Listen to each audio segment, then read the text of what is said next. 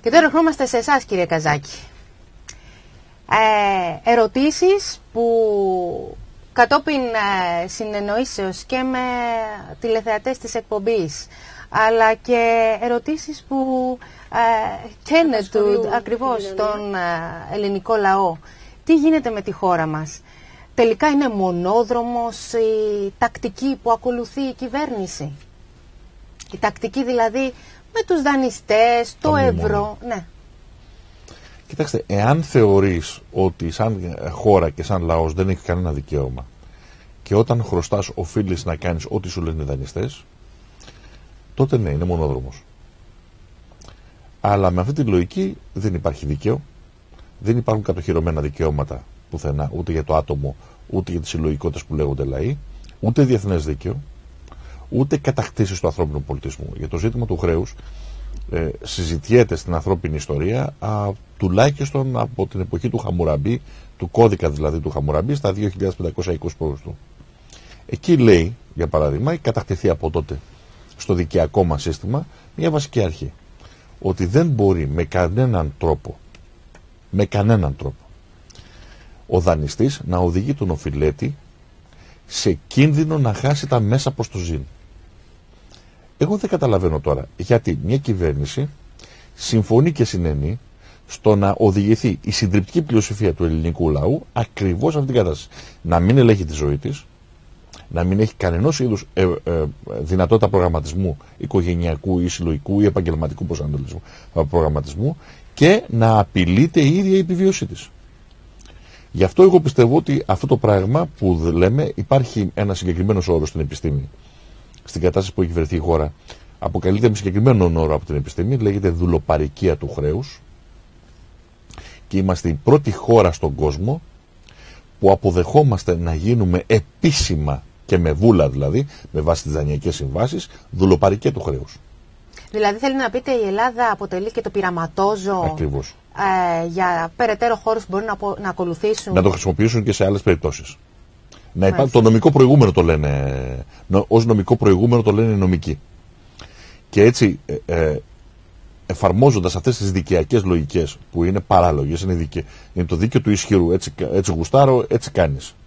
Λοιπόν, σε μια Ελλάδα που δεν αμήνεται, δεν έχει δυνατότητες άμυνας, στο επίσημο κράτος της, δεν είδαμε αξιωματούχους του δημοσίου να σηκώνουν κεφάλι. Δεν είδαμε όλους εκείνους τους θεσμοθετημένους παράγοντες από τη δικαιοσύνη μέχρι την πολιτική που να λένε όχι μέχρι εδώ. Δεν επιτρέπεται να θυσιάζει την εθνική κυριαρχία ενός κράτους. Δεν επιτρέπεται να θυσιάζει το ίδιο ο λαός του. Δεν επιτρέπεται να στερείς την προοπτική από μια ολόκληρη κοινωνία και να έχεις ανθρώπους συμβούλους ή μη του κ. Στουρνάρα, τον ίδιο τον Στουρνάρα ή τον όποιο Στουρνάρα, δεν είναι θέμα πρόσωπου αλίμονο, είναι θέμα πολιτικής αντίληψης, ότι ρε παιδιά δεν πειράζει, ας χάσουμε μια γενιά ολόκληρη, έτσι δεν μας λένε, ας χάσουμε μια γενιά και μετά ποιος είναι αυτός που αποφασίζει και θυσιάζει μια ολόκληρη γενιά? Πάντως ο κόσμος έχει αγανακτήσει, ξεκινάει και αντιδρά και βγαίνει προς τα έξω αυτό. Πρόσφατα με τα 25 ευρώ που τελικά απορρίφθηκε. Ναι, τα πήραν στο κρανίο, μάλλον στο πακέτο οι καπνίζοντες. Ναι. Θα επιστρέψουν αυτά. Μήπως, να με θυμηθείτε. Θα επιστρέψουν αυτά. Γιατί το 25 δεν θα μπορούν να το αντιλήσουν. Ή μάλλον το αντισταθμιστικό από τα τσιγάρα δεν θα μπορούν να το αντιλήσουν. Ναι, δεν θα μπορούν να αντιλήσουν. Οπότε θα ξαναγυρίσουν πάλι. Δηλαδή θέλετε να πείτε ότι θα επαναφέρουν πάλι κάποιο μέτρο ή οτιδήποτε ή θα αυξήσουν τη φορολογία με άλλο τρόπο. Κύριε Καζάκη, να σας κάνω μια ερώτηση. Δραχμή ευρώ. Σαφέστατα δραχμή. Για ποιο λόγο? Εθνικό κρατικό νόμισμα. Οι επιπτώσεις όμως που θα έχουμε, κύριε Καζάκη? Καμία επίπτωση. Καμία επίπτωση. Ίσα ίσα δείξτε μου μια χώρα. Μια χώρα στον κόσμο. Ένα παράδειγμα.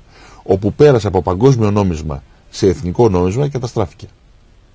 Εγώ μπορώ να σας δώσω χιλιάδες παραδείγματα ακριβώς το ανάποδο. Κοιτάξτε όμως, δεν μπορούμε να έχουμε και παράδειγμα την Αργεντινή, που είναι και το πιο πρόσφατο παράδειγμα. Γιατί εμείς δεν παράγουμε κάτι. Πρέπει να ξεκινήσει η χώρα να παράγει. Έτσι δεν είναι? Ακούστε. Γιατί και τα πράγματα, οτιδήποτε προσπαθήσουμε να εξάγουμε από το εξωτερικό, ή να εισάγουμε, συγγνώμη, θα έχει 10 πλάσια τιμή. Όχι. Έτσι δεν όχι, είναι. όχι, δεν είναι απαραίτητο αυτό.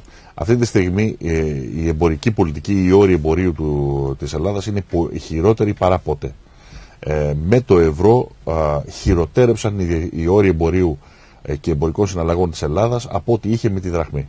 Αυτό δεν είναι τυχαίο. Έχει να κάνει με τη δυνατότητα παραγωγής. Σε μια ενιαία αγορά κερδίζει αυτός που έχει την υψηλότερη παραγωγικότητα. Ναι, αλλά η χώρα μας δεν παράγει, κύριε Καζάκη. Αυτό λέω.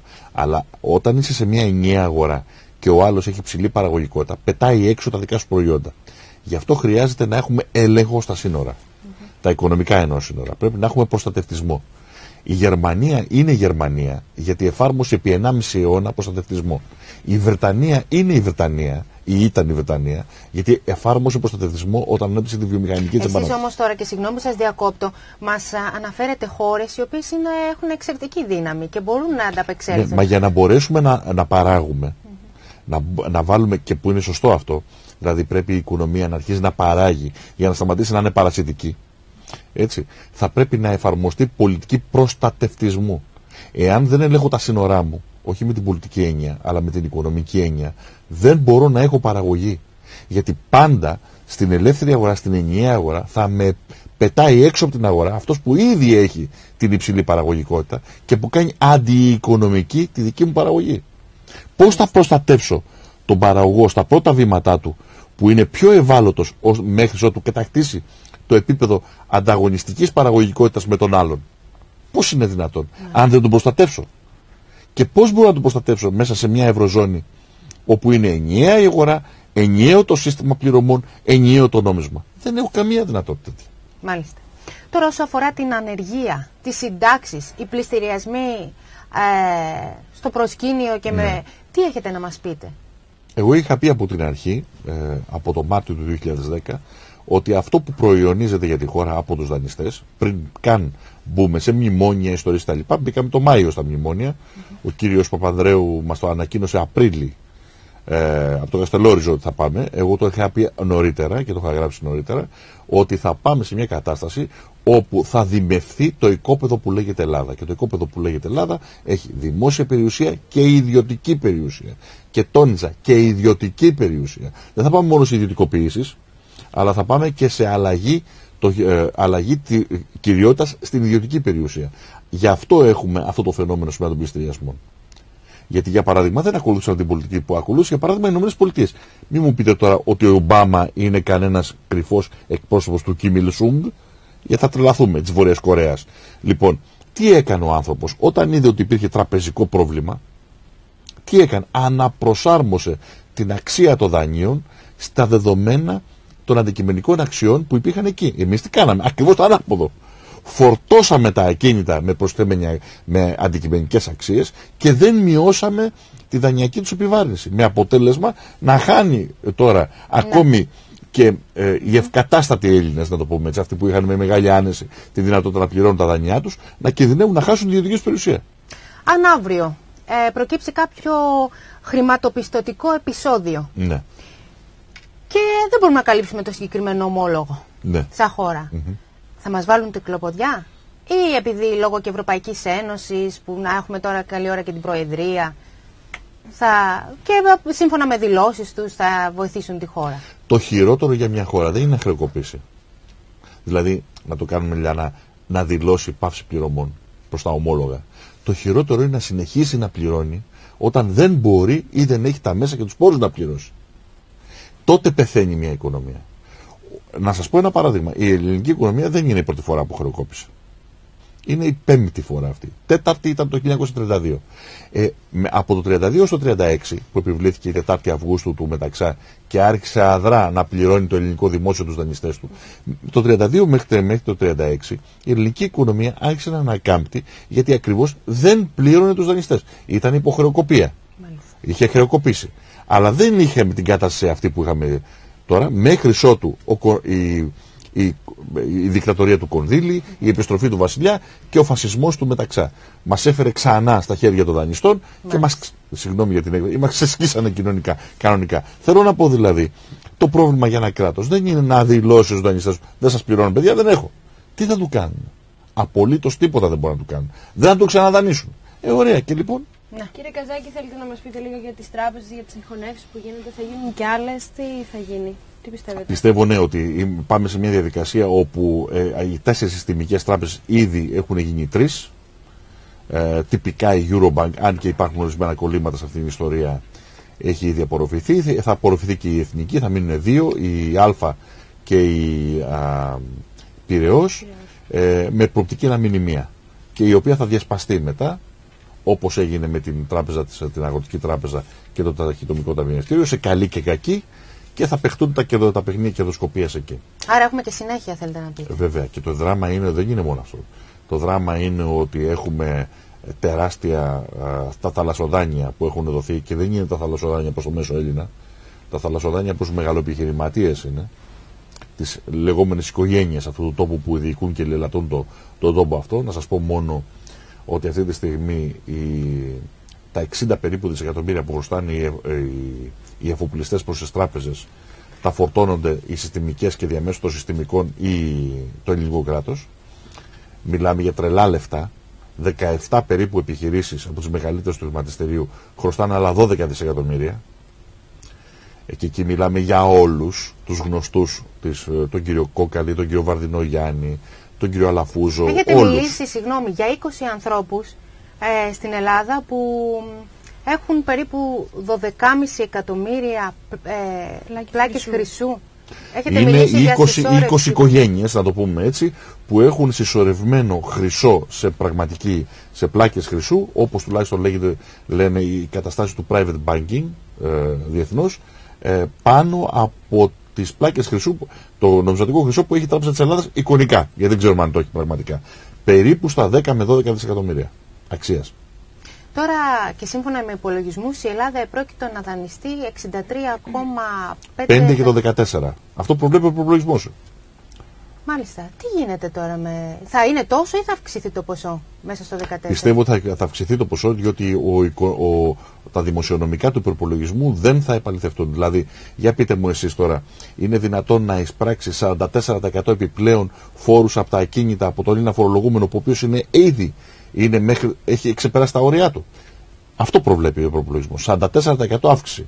Είναι δυνατόν να εισπράξει 136,7% αύξηση από τα νομικά πρόσωπα, δηλαδή από τις εταιρείες? Μάλιστα. Από πού δηλαδή αυτά να βρεθούν? Οπότε θα καταρρεύσουν τα δημοσιονομικά και θα χρειαστεί πρόσθετους δανεισμούς.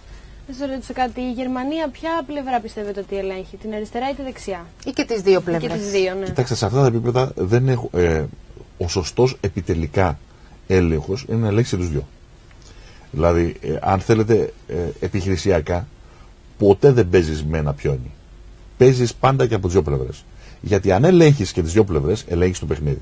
Αν ελέγχεις τη μια πλευρά, υπάρχει ο αστάθμητος παράγοντας του αντιπάλου, που μπορεί να πάρει το χέρι σε μια στιγμή και να χάσει την παρτίδα. Ο σωστός παίχτης που παίζει για την παγκόσμια ηγεμονία, και οι Γερμανοί παίζουν για την παγκόσμια ηγεμονία, είναι να ελέγχεις και τις δύο πλευρές. Βεβαίως έχουν να τα βάλουν με πολύ πιο δυνατούς παίχτες, όπως είναι για παράδειγμα οι Ηνωμένες Πολιτείες, οι οποίοι και αυτοί ελέγχουν και τις δύο πλευρές. Άλλωστε αυτοί επινόησαν, ή σωστότερα αυτοί εδραίωσαν, την επινόησαν οι Βρετανοί, το διαχωρισμό της Ελλάδας σε αριστερά-δεξιά. Μάλιστα. Μετά τον εμφύλιο. Κύριε Καζάκη, με το ΕΠΑΜ πάμε αριστερότερα? Όχι, με το ΕΠΑΜ πάμε εθνικότερα. Δηλαδή, σωστότερα είναι μια πατριωτική δημοκρατική δύναμη. Θα μπορούσαμε να το ορίσουμε. Και ως πατριωτική δημοκρατική δύναμη είναι ανεξίθρησκη, ιδεολογικά και θρησκευτικά. Δηλαδή, ποιοι είναι οι στόχοι σας? Οι στόχοι είναι πρώτα και κύρια η μονομερής καταγγελία του χρέους ως παράνομο και καταχρηστικό, ώστε να σταματήσουμε να το πληρώνουμε με βάση το τι προβλέπει το διεθνές δίκαιο. Δεν του κεφαλιού μας υπάρχει η διαδικασία που προβλέπει το διεθνές δίκαιο. Το δεύτερο είναι να φύγουμε οικειοθελώς και το ταχύτερο δυνατό από την Ευρωζώνη, ώστε με το εθνικό κρατικό νόμισμα, με ένα νέο εθνικό κρατικό νόμισμα, να χρηματοδοτήσουμε την οικονομία χωρίς χρέη και να την ανακάμψουμε, την παραγωγή πρώτα και κύρια. Το τρίτο είναι να καταγγελθούν το σύνολο των δεσμεύσεων που επιβλήθηκαν στη χώρα με πραξικοπηματικό τρόπο από τις 6 Μαΐου 2010 και μετά.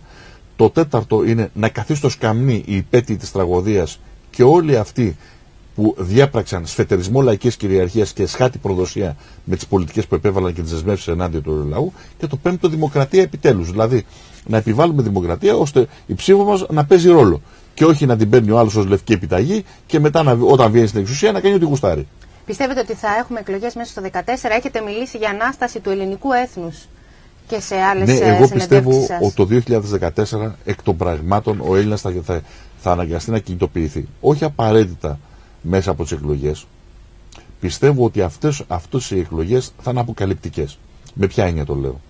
Ότι και οι τελευταίες φρούδες ελπίδες που τρέφει, οι αυταπάτες που τρέφει ο Έλληνας, ότι το λιγότερο κακό θα τον σώσει, θα αποδειχτεί ότι δεν είναι έτσι. Οπότε θα αναγκαστεί να κάνει αυτό που του λέει η λογική του. Μάλιστα. Και όχι οι φοβίες του. Η λογική του. Ότι αν δεν πάνε τα πράγματα στα χέρια του, έχουμε τελειώσει όλοι. Να ρωτήσω κάτι. Σε περίπτωση που οι στόχοι σας πετύχουν, το ΕΠΑΜ τι θα γίνει? Εάν επιτευχθούν οι στόχοι, οι προγραμματικοί στόχοι του ΕΠΑΜ. Για τους προγραμματικούς στόχους, και συγγνώμη, ναι. Θα γίνουν, θα πραγματοποιηθούν? Γιατί έχουμε ακούσει κι άλλους προγραμματικούς στόχους, αλλά τελικά. Μα εμείς τι θέλουμε? Εμείς θέλουμε ο ελληνικός λαός να μπορέσει να αποκαταστήσει την κυριαρχία του στον τόπο αυτό. Δηλαδή, να το πούμε πιο λαϊκά, να γίνει νοικοκύρης στον τόπο του. Όσο οφείλει να γίνει και να παραδώσει τη χώρα του στη νέα γενιά για να μπορέσει να ευημερίσει και η ίδια.